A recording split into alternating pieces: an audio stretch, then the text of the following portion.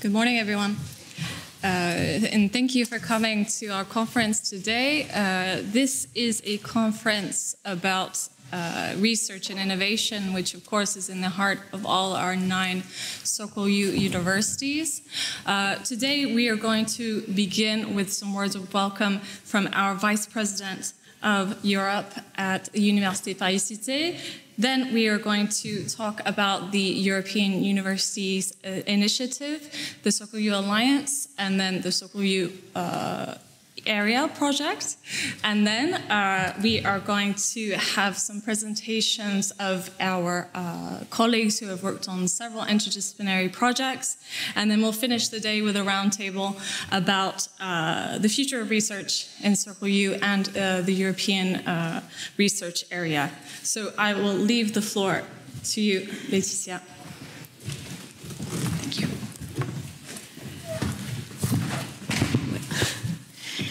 Thank you very much.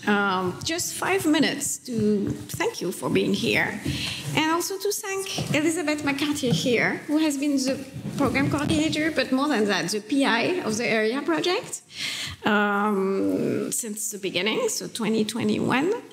This project is going to end at the end of the year, and today is an important day to try to understand, but also underline what has been the major impact of the project. Elizabeth and Université Paris-Cité, who's coordinating this Socle U project with 9 Socle U universities, is going to present the result also in Brussels very soon, and then the final report is due at the end of the year. So today is an important step to try to gather what you think are the main results, main impact of the project, and maybe what should be done later on. So thank you, everybody. Thank you, Elizabeth, very much for coordinating this area project, and let's talk during all the day. So à bientôt. À tout de suite. You want to say something? Thank you, Laetitia. It's been one of the great pleasures for me to learn to work with Laetitia, who's an anthropologist, and I'm far from an anthropologist, but I've learned the importance of storytelling. And I think today is a little bit about how do we tell the area story? How do we tell the place of research in face or alongside the Erasmus teaching, formation, training programs. We're joining. Universities are about both, and hopefully today will move us one step forward in that storytelling process so that we seamlessly join together. I think integration of research into the Circle 2030 program is not going to happen if we don't do something about it. It's in the format, but will it actually be viscerally adopted and expanded? That's up to us. And today we're going to be talking about that. So thank you and welcome all of you to Paris. I would like to say I could translate what's written above. Somebody will translate it at some point in the day, but I can't read it from here. So, but we will decrypt what's written there for anybody who would like to know. Thank you very much. And now are you moderating? Yes. So now we have Kevin Guillaume, who is the Secretary General of Socle U, who's going to talk to us about the European University Initiative. Merci. Good morning, everybody. I'm very pleased to be here. Always a pleasure to be back in Paris. I think it's one of the member universities I've been the most. Of course, as we are based in Brussels, it's easy, but I'm always happy to be in this beautiful building here. I was asked, as you know, we are part of this big initiative, the flagship initiative of the European University that was launched by the European Commission. And what I would like maybe to propose to you, and that was also requested by the team here in Paris, was maybe to reflect a bit more about the initiative and why we are here, where we are now, and where we are heading to. I'm sorry for those that might have been in Oslo some months ago, because it's really a close or even a copy-paste of a presentation I made already in Oslo. But please, for those that are not there, you can just maybe check your mail or just have fun listening to me. I will try maybe just to share some messages, 5 key messages with you. And the first one is maybe about, if we are looking back at what President Macron said in 2017, we have for far exceeding the initial ambition. If you remember, for the anniversary of La Sorbonne, the President Macron at the time started with this idea to create some kind of network of European university. And more than being a network, as we have other networks like Coimbra Group or the Guild or Leroux and things like this, I think that the idea was really to try to integrate even more the university together. We have been in the Erasmus program for more than 30 years. We have had movies about the Erasmus program. We have babies from the Erasmus program. But we know also that we have reached a kind of threshold also in what we can do in terms of mobility of individuals. And I think that at the time, and I'm not taking a political stand here, but I think it was indeed a kind of vision from President Macron about what could be done in the future for the European higher education and research area. After that, if you look at the map, and I will invite you to check this website from the European Commission, they've revised the website with a really interactive map about the different universities involved in alliances, which is kind of interesting. But in fact, Macron was saying that we should have maybe 20, I think, what was it, 20? Yeah, 20 alliances. And today, as you see, we have 50. We will have from the summer 60, more than 400 university of higher education involved there. And it's true that you might ask, is it too many? Is it really the purpose that we wanted at the beginning, to have maybe some more integrated alliances, university willing to go together, etc.? So that's an open question, of course. We will see in the future also how the alliances will evolve, but that's, of course, something that we should keep in mind. The alliances, just some key figures here. So as I said, we are 50 alliances today. More than 400 university or higher education institutions are involved there. You know that I was checking the numbers this morning. If you look at the European University Association, which is, I would say, the main stakeholders, university stakeholder organization, they have 800 university members. And in total, if you look at the OECD numbers, we have more than 8,500 institutions, including also University of Applied Sciences or UT in France. So, I mean, we still have imagined to have some university involved in the alliance, but of course, not everybody have to be a part of an alliance. As you know, this program is not only for the member state. We have also some countries associated to the Erasmus program, and that's really good for us, for Seculu, because you know that we have the University of Belgrade that is also involved there. Of course, the University of Oslo that is coordinating the project, the Erasmus project. But unfortunately, still, because of Brexit, our colleagues from King's are not anymore eligible to the Erasmus program, which I hope will evolve in the future. And last, maybe figure that I wanted to share with you is about the budget. I think that you are mainly researcher working in the research area, so you know that there's big money also in Horizon program. But here, in fact, you know, over the period when they started the initiative, almost €500 million have been invested in the initiative. So it's not nothing. It's significant. We'll see in the future. You might be aware that there have been a report of the former president of the Italian Council requesting an investment of €10 million a year for every alliance. We'll see what happens after the election, but that's something that I think it's important to keep in mind, that if we want to continue to do what we want to do and really fulfill our ambition, of course we will need support from our public authority. About my second message, of course, we are shaping the future of higher education and research. And just some extracts from some websites, specialist websites in research and higher education, were basically mentioning the role of the alliances, University World News, Science Business, etc. I will not go into details, but just to show that indeed we are also, and people, policymakers, especially the authorities of university, are also looking at what we are doing exactly to know how the alliances can also influence and impact the policy agenda. I'm sorry, it has been changed, I think, but it's okay. I just wanted to share with you, and I will not go into the details here, but you know that, of course, the upcoming election at the European level will have an impact of what we are doing will have an impact, of course, on the finance also of the EU.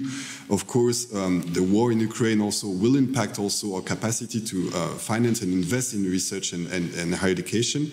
But still, what I wanted maybe to underline here is that there are a lot of upcoming policy development very important there.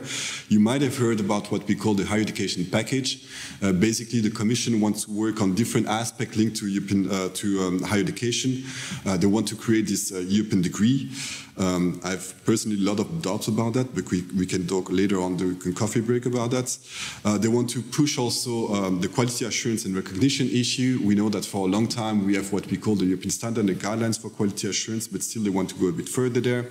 An important point also, I think, and that's something that we haven't really worked within Circle, and I think it will be important to really discuss about that, is about the academic career.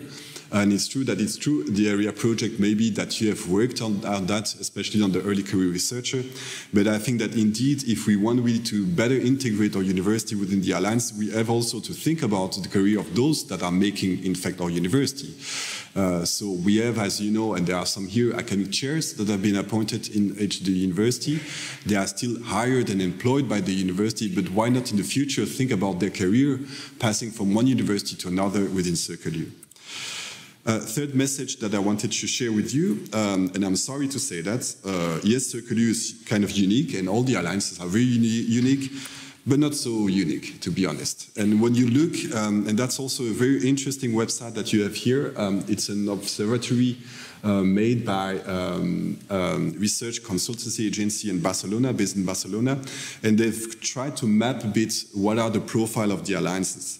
And indeed, what we realized is that in the first two calls of the alliances, most of the universities that have been able to answer to those calls are, I would say, large university, comprehensive one, and of course it makes that the profile are also very similar. We have seen also, and my colleagues in the Brussels office has done a small research on that, that most of the priority team, like we have in Circle U, climate, democracy, global health, soon artificial intelligence. In fact, there are teams that we find also in other alliances. But that's not a problem. We are living in the same world. We are facing the same challenge. So it's in a way also reassuring that we are working on the same kind of thematic. And yes, still I was saying that Circle U is not unique, but still if you look at some aspect, yes, Circle U is unique. It's unique why it's also the setup of our alliance. As I told you, we have 3 non-EU countries, so 1/3 of our member universities are coming from a non-EU country. We have this chair program that is really the backbone of what we are doing. As you know, all universities appointed some academics that are working 20% of their time for Circle U, just dedicated to that. And I think that they are really the ones, and I'm happy again to see some here, that are really the ones doing, in fact, Circle U live. And I think that it's really something, from the start, there was a strong commitment of Circle U that we don't see in other alliances. We have a legal entity also. From the start also, even before starting, directors and president wanted to establish a legal entity. Why? Not just to please the Commission, but really to think about Circle U on the long term. It's not something that is linked to just a 3-year project or 4-year project or something like this, but really something that will last in the future, hopefully. We have all the joint ecosystem that we have. We have also the students that are a big part of the decision-making process. As some of you know, we will meet tomorrow and the day after on Friday with the General Assembly, all the rectors and presidents, with the board members, who is also the student, and the student are part of all this decision. They are making the decision. There is a birthday, maybe, I don't know. So the students are also the one voting the budget. They are the one also deciding on strategic aspect of the development of Circle U, so that's really important. Fourth message is about cooperation. It's true that, to be honest, when I started almost 3 years ago as Secretary General, I thought, okay, that will be a kind of competition between the alliance. Of course, we are running for EU funds, so that's why we will maybe, compete.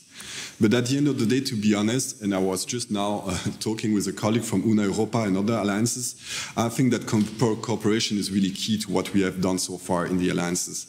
And just for your information from the start, now we have established, I would say, some informal forum of the alliances. We are meeting every month. There are different subgroups, thematic subgroups, where all the alliances can discuss together, see what are the challenges in terms of coordination, management of the project, in terms of the activity that we are developing, digital activity and things like this. And it has been a very powerful instrument. And it has been also a very powerful instrument to voice also the interest of the alliances towards the European Commission or towards other policymakers. And we are moving towards something even more formal, as we have prepared a proposal to establish what we call the Community of Practice. Hopefully we will get the results by June or July. In there also Circular take a really active part, and we in fact we will lead what we call the work package, so really an area of cooperation which is dedicated to policy dialogue. So basically how the alliances can better influence and can better defend also the interests of the higher education sector, not only towards the European Commission and EU institutions, but also towards national and regional ministries, for example. But of course, as I said, these alliances are also a moving reality. We have seen, like in the football mercato, some university passing from one alliance to another. That's not the case for Circular so far, hopefully. And of course, we know also that some alliances will not survive. We have seen with the different calls that already 2 alliances have stopped or have not been selected. We have seen also some alliances that are having more university members. Some have moved from one alliance to another. And of course, we can maybe anticipate that in the future we will maybe concentrate, or maybe some alliances will merge, or at least have a more structural cooperation. And of course, the last point is, as you know, and that's the case of Circular, even if we are not so advanced, I would say, in this area, many alliances are also engaging globally. So we are thinking on how to engage with other regions, with Africa, with Latin America, with North America, Asia, and things like this. And I think it's really interesting. It's a bit the same phenomena as before with the Bologna process, where many actors that are non-European are just looking at what we are doing and saying, well, it is exactly. And I think that we have to consider that and see what we do. A last message, and that's finished after, sorry maybe if I'm a bit long. We are talking today about research and innovation in the alliances, and I wanted really to underline and stress that. Research and innovation are really at the heart of what we are doing. Of course, and sorry, there's something missing here again. Of course, we are mainly funded through the Erasmus program, and it means that it's true that we are mainly supporting educational activity. But of course, we are a research-intensive university. We are pushing also the knowledge square. As I said, all our universities are research-intensive. It's really at the core of what we are doing. Even we are developing program, it's research-based education that we want. We want to push interdisciplinarity. That's why we'll have the ICO Prize today, and that you discussed yesterday also with ESR Forum about that. So yes, maybe the European funding makes that we are concentrating and focusing on education, but we should not forget that we are here also for research and innovation. And as you know, and that's the funding that we received for the area project, we got what we call the SWAFS call, a SWAFS funding in Horizon, so Society with and for Society. And it was really, the Commission decided, okay, we have put money from Erasmus, but in fact we are talking with people making research. And so they put some money from the Horizon program to really try to push the alliances also to develop the research and innovation dimension. And of course, and we'll discuss today about the area project, it's not only about, the strategy in research and innovation, but also about how to foster human capital. And that was one of the focus area on early career researcher. See also how we can engage with non-academic actors. We had many activities linked to, for example, schools or associate partner, and also to push open science. But there are a lot of challenges about that, because as you know, first, it was something that was added to what we are doing through the Erasmus, and it's true that we have also some struggles inside Circular how to fully embed the research and innovation dimension within what we are doing, not as just another additional layer. The big question, of course, is how to fully engage with our researchers, because all researchers, and I'm sorry to say, but they don't really care about this kind of institutional project. What they care about is about getting funding to make their research, to publish, to get support for their labs and things like this. And therefore, this kind of big project is not necessarily interesting. Apparently not interesting, but for me it's really different. But of course, that's something that we could discuss later on. And last but not least, you know that we are discussing now about the funding that the Commission will guarantee after 27, and we are not sure exactly how the Commission wants to support research and innovation. So that's something that we will see in the future also what we do, and it's of course a main priority that we want to concentrate afterwards. So that was it for me. I hope it was not too quick, but thank you very much for your attention.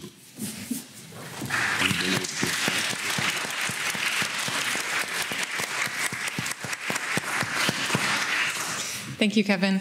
Now we're going to have Mette Osbro from the University of Oslo, who is the coordinator of the Circle U pilot phase project and the current project Circle U 2030. So the floor is to you. Thank you very much, and thank you for inviting me to this conference and to say something about the Circle U Alliance and the development of the, primarily, because since I am the project coordinator for the Erasmus project, I will then primarily focus on the Erasmus part, which is linked then to education. And I would like to frame this a bit within a lifespan perspective, from looking at the development of Circle U and the project of Circle U as a child growing. And we are currently, I would say, maybe in the teenage phase of the Alliance. We are still very much depending on the funding from the Commission. We are depending on the framework that we are given by the Commission that are linked to the activities and the work packages, but we are also trying to expand and to test out new dimensions, looking out from the partners currently going to a more global dimension, and becoming a strong and independent alliance. So this is a bit my way of looking at the Circle U Alliance. So we start with the beginning, the conception of the idea. In 2018, after the launch of the European Alliance initiative, some members from the Guild Alliance sat together and say, well, we want to join forces. We want to test if we can build an alliance together. And we have similar profiles, we are like-minded, research intensive. We could build on our university, our similar university, similar views, visions and views. And we can also bring along some of our close and trusted partners. So could this work? We need to start investigating. So that was in 2018. 2019, a very, very intense year, a lot of meetings, planning, consulting, creating, expanding. There were meetings, a coordination group were funded, a lot of meeting with this group, constructing kind of the framework of this future alliance, consulting with important stakeholders. So we had a Dean's seminar in Oslo in September. We had a student meeting in Aarhus in August. We had an administration seminar in Paris in June. All these people were asked to contribute with their ideas and their knowledge about the universities. So how can we build this alliance together? And of course, taking in the new partners. So in September, Belgrade was on board formally. We were constructing the visual identity of Circle U, so the logo was announced in September. And so this was a very intense year, because we were preparing the application to send in to the Commission to see if we were able to receive funding. And we developed at that time, this was presented at the Dean's seminar, this visioning of Circle U. So why are we doing this? What are we actually doing, and for whom?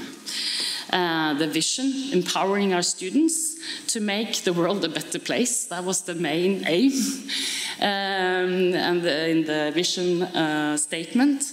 And we want to focus on core skills of our students, so creativity, collaboration, critical thinking, these kind of things. And we want to make the students have a very student-focused approach. Focus on competences for the next 21st century. And challenge-based learning has been a core in the development of this alliance. It's important, and we are, of course, have to focus on the organizational part, making an inter-European campus.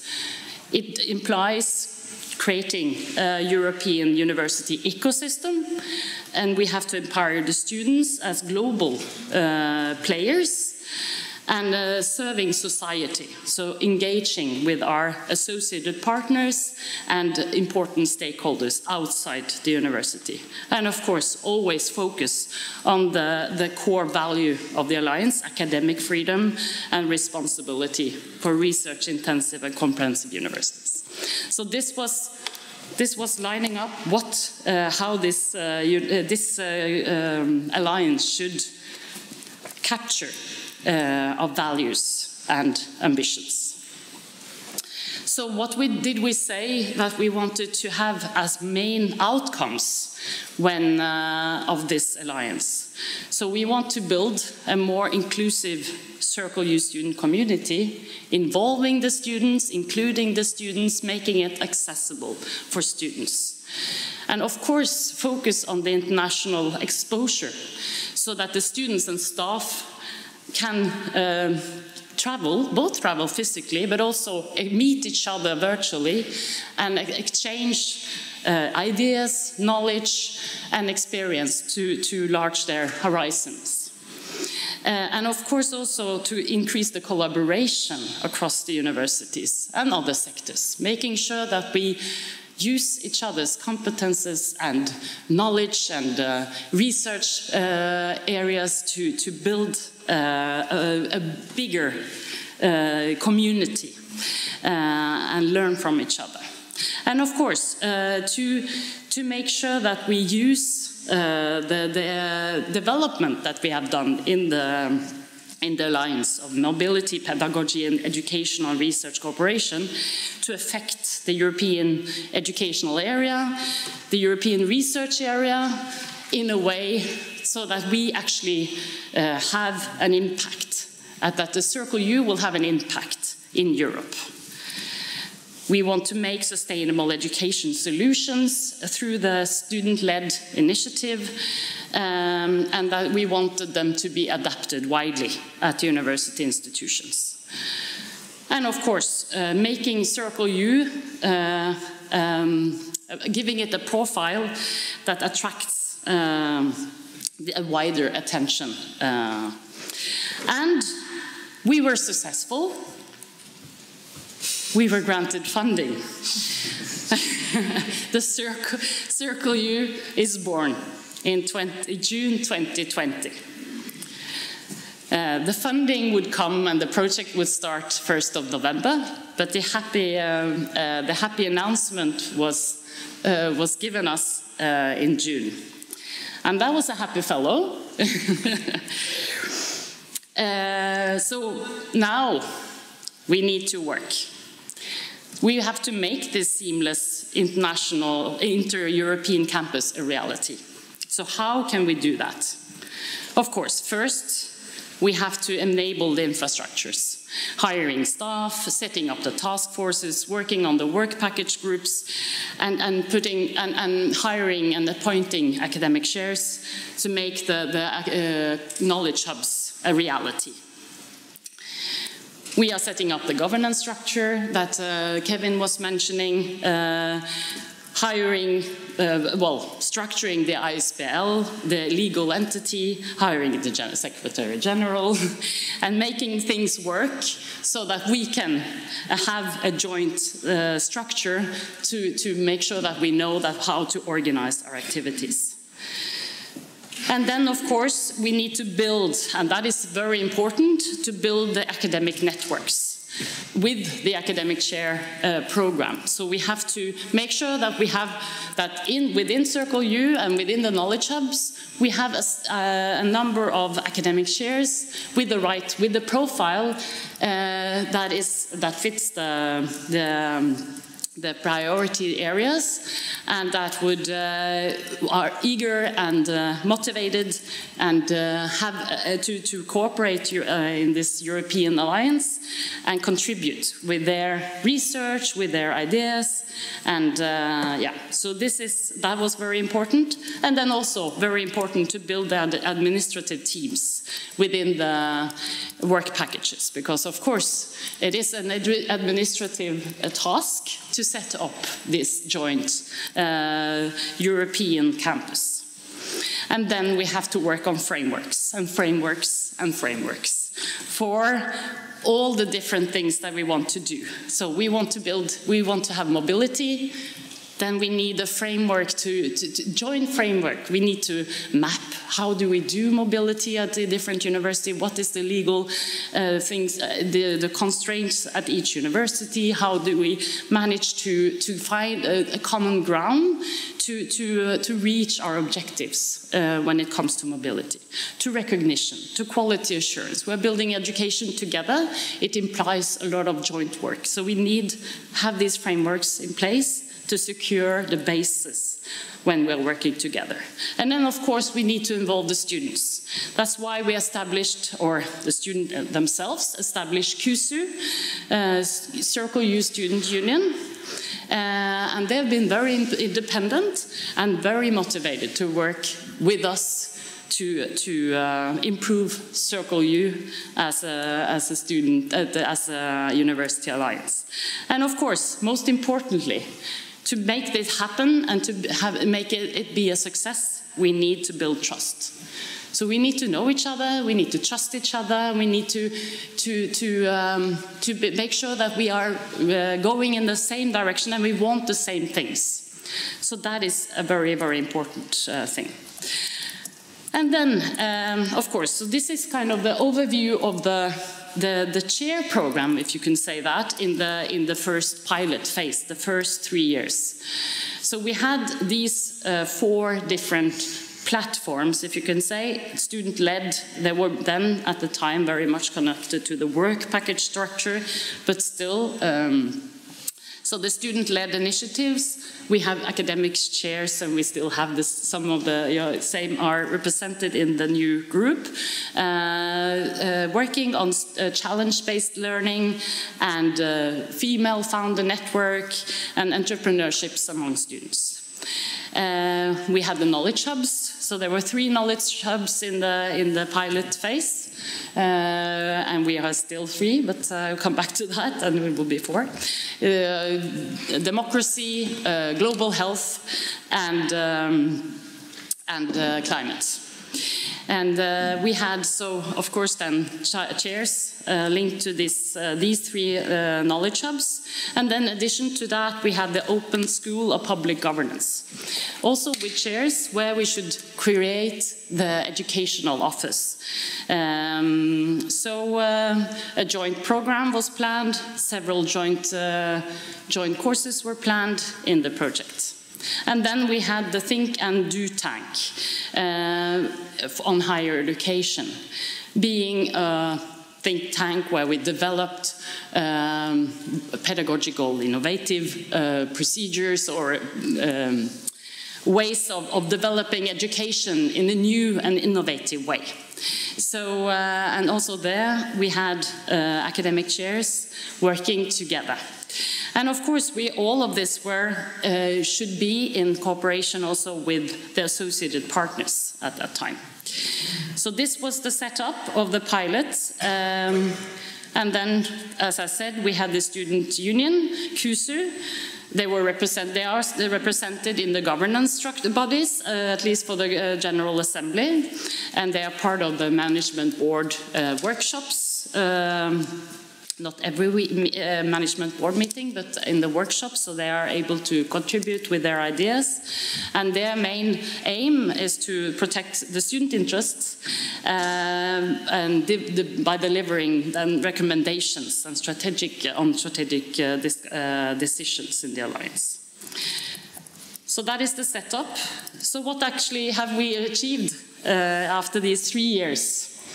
So you see the baby is growing and building a rocket. So it has been hard work, teaming up, and we have to developing and exploring this, all this together. So we have expanded the circle. There are now 2 new members, Vienna and Pisa, have joined us, and we are very, very happy with that. The academic share program has also been expanding. So we have now, in the end of the project, we had 49 academic shares.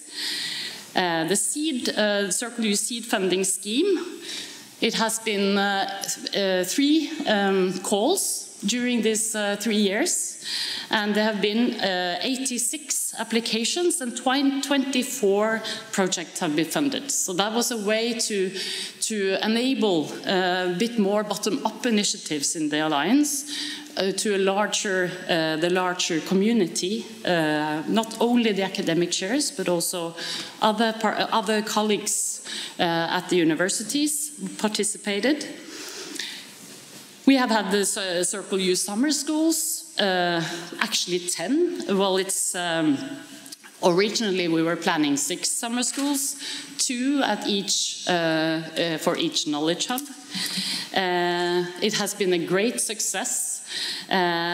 We've received almost 1,300 applications, and almost 260 students have participated at different summer schools. And they have been very, very happy with the outcome and the experience, both academically and to meet the students across the Alliance. So that has been a really great success.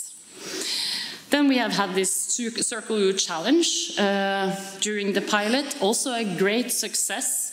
60 students participating. There we managed to have the six of the associated partners as part of the project, contributing with challenges, problems they wanted to solve, and they offered to the Circle U community, and the students were teaming up in groups to solve the different challenges, and they presented that at a seminar or a conference in Belgrade last year. So that was a great experience. We also had mentors as part of this activity. Then we have the Female Founder Network, also a great success, with 30 students participating and 16 academics as part of the team. And then we had one external partner also contributing to that. So that is also something we should be very proud of. And of course, we set up this governance framework and the ISPL, which is also working really well, making it easier for us to govern in a kind of centralized way the Alliance. And then also have to emphasize the importance of cross-institutional collaboration among administrative staff. There have been 5 staff weeks organized, and numerous workshops and network meetings. And these to exchange experience, knowledge, and make sure that we together can create this European campus. It has been very enriching, I know, for many, and this is also a great value of this cooperation.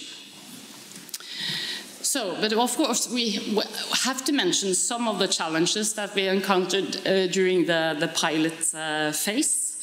Of course, one challenge, I mean, we are now 9 huge universities in the European context with different traditions, we have with different structures, and to make sure that we embed the initiative throughout the structures of our universities, it's a challenge. And this is something that we will address. We have addressed, and we have been talking, and we have been discussing, and we are trying to come up with measures to make sure that we can embed these activities at each university. And then also to have this initiative, as it has been a very strong focus from the management of the university, the top-down, a very much top-down project in the beginning, to make this bottom-up, to embed again this initiative at university we need bottom-up focus. So this is something that will be focused, that we need to always bear in mind when we are doing this. And of course then engaging with associated partners, it's something we have to emphasize more. It hasn't been so, we have had associated partners definitely participating and interested in collaboration with Circle U, but we need to do more of that. And then we have had some challenges, of course, to fund student participation. This is also something we have to discuss. So now, going to the next phase, student Circle U 2030. We will continue the success, because it has been a success, but also we need to consolidate and to expand, and to maybe to restructure, learn from our experience. So what do we have now? We have this. We have 9 universities, we have 45 associated partners, a legal entity, 2,500 study program, etc., 500,000 students and 1 mission. So this is what we have, and this is what we can build on.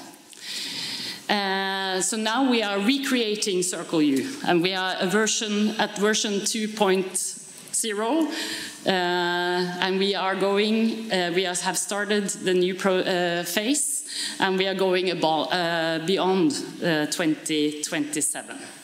So then we are learning, of course, from the first phase of activities, and we have tested collaborative formats. Now the main aim is to consolidate and develop and expand, and the learning and teaching and research and innovative activities.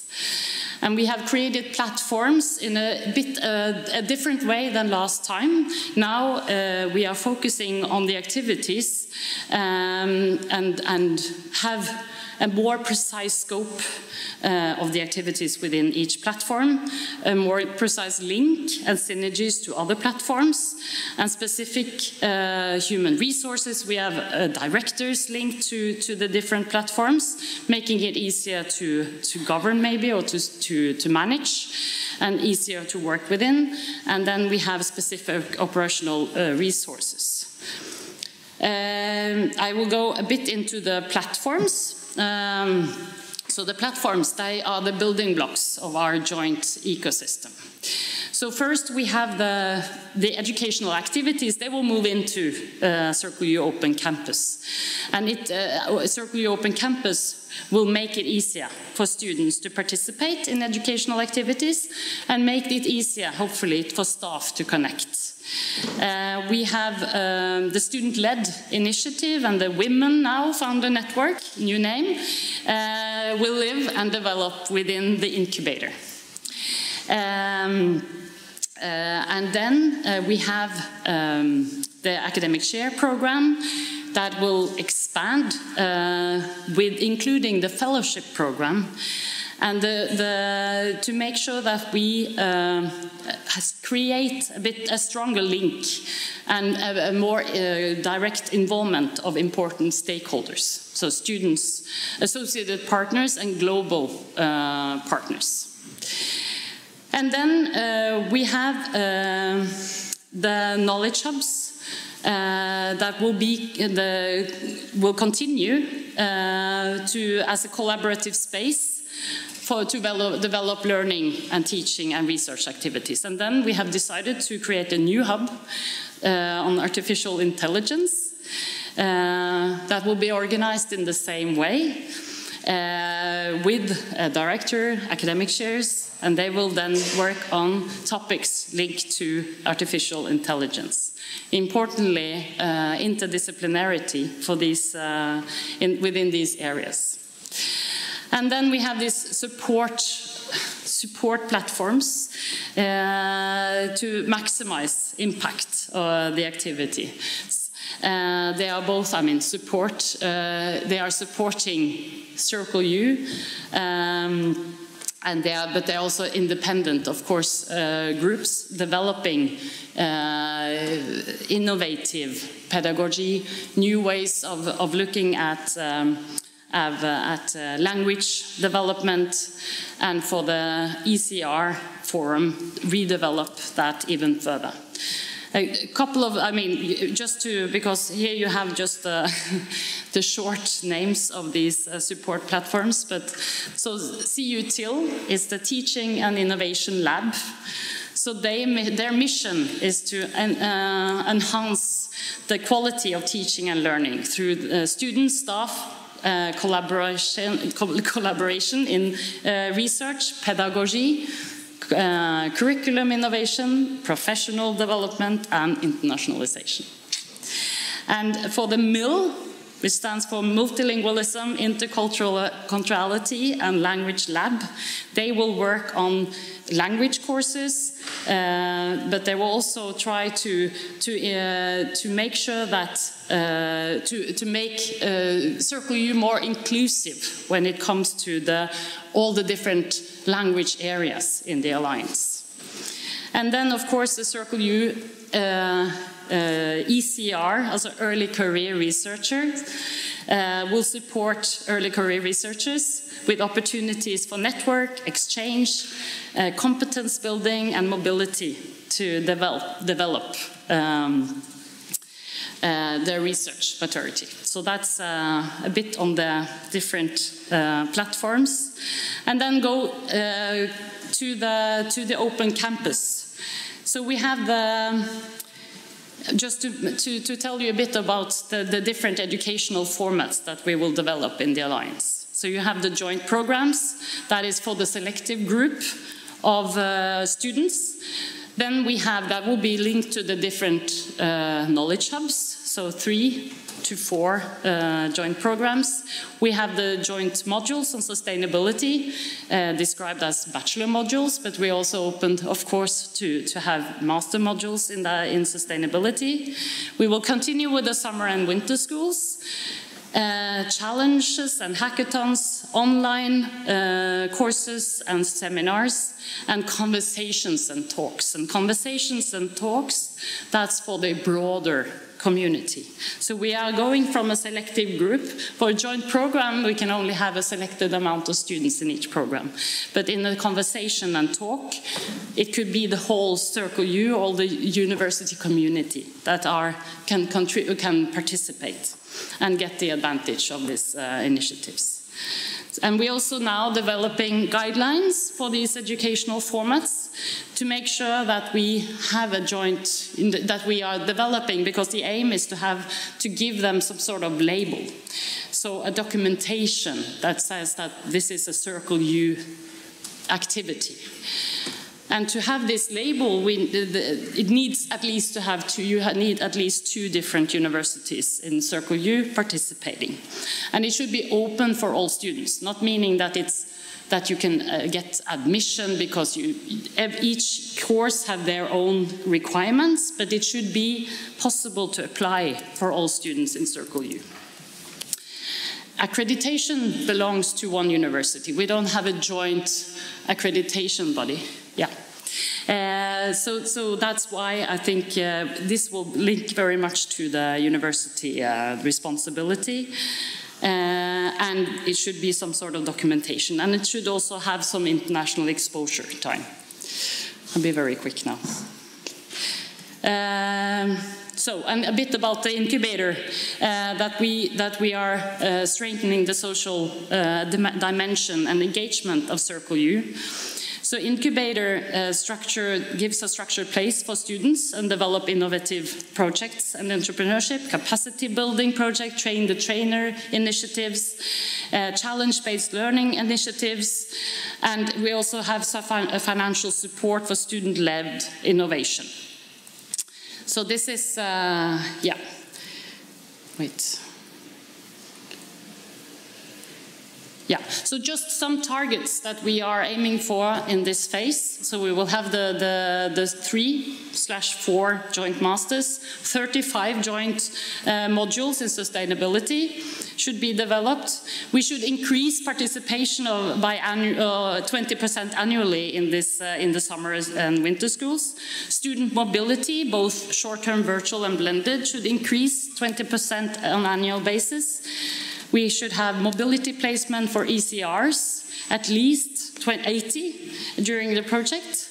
And we need researchers to participate in the Circle U ECR training. We need to enhance and to increase the participation of associated partners, that they can contribute in the challenge-based learning.